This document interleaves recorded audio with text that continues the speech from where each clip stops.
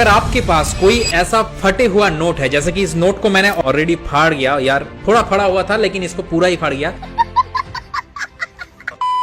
ये दरअसल 10 रुपीस का ऐसा नोट था और लाखों इंडिया पे घर पर इस तरह की फटा हुआ नोट पढ़कर रहता है। उन लोगों को असल में पता नहीं चलते कि हम ये नोट को कैसे रिप्लेस करें और इस नोट का जो वैल्यू है वो वैल्यू मेरे को दोबारा कैसे मिल सकता है। बहुत ज्यादा ऐसे किसानों गरीबी परिवार है जो कि फटा हुआ नोट अगर गलती से किसी दुकानदार से एक भी मिल जाता है तो उसका रेशन का खर्चा अपने फिर सर पड़ जाता है कि मेरा आज रेशन कहां से होगा, जो मेरा नोट है वो दुकानदार लेगा नहीं। तो इसीलिए आपका घर पे जितने भी फटे हुआ नोट है या फिर जो नोट थोड़ा खराब है, उसका ग्लेज खत्म हो गया या फिर थोड़ा भी फटा हुआ है, उस नोट को कैसे उसका वैल्यू आप पोपारोय में दूसरे नोट को एक्सचेंज कर मिले या फिर उस नोट को दोबारा कैसे आप यूज कर सकते हैं। दोस्तों देखो, इंडियन गवर्नमेंट की तरफ से जो आरबीआई है, आरबीआई की तरफ से हर एक बैंक पे, मतलब कि आपका जिस बैंक पे खाते हैं, आप एक SBI state bank of India का मान लो एक आप एक यूजर है, उसका ग्राहक है, आपके पास 100, 200, 400, 500, 50 का फटा हुआ या फिर 10 रुपीस का भी क्यों ना हो फटा हुआ नोट आपका घर पर रखा है।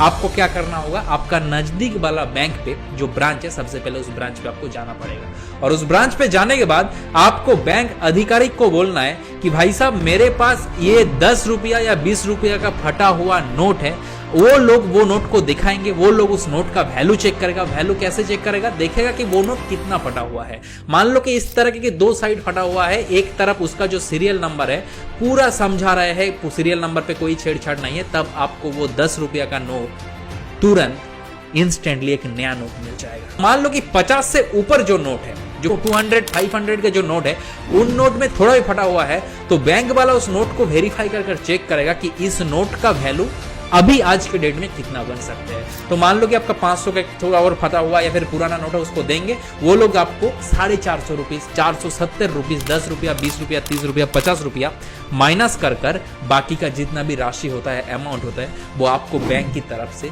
दिया जाएगा। और थोड़ा भी फटा हुआ है तो आपको पूरा भी राशि, जैसे कि 500 का नोट अगर थोड़ा भी फट गया है, जैसे कि 500 का नोट बहुत टाइम देखे होंगे कि कोई कोना थोड़ा बहुत कटा हुआ रहता है, कोई पोर्शन इस तरह की कटा हुआ रहता है, तो उस पोजीशन पे आपको पूरा वैल्यू, चाहे 500 हो, चाहे 200 हो, 50 हो, पूरा वैल्यू ही आपको मिलने वाला है दोस्तों। और अगर किसी बैंक वाला ये राशि देने के लिए आपको मना कर रहे या फिर उस